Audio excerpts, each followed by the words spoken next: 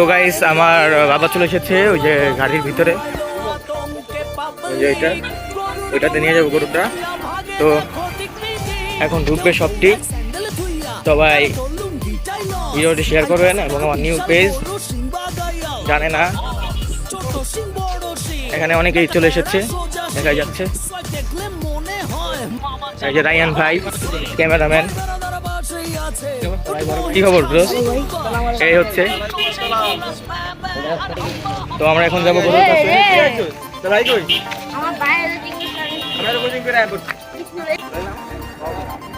তো যাচ্ছে আমরা গরুর কাছে। তো সামনে দেখাও রায়ান শেখ।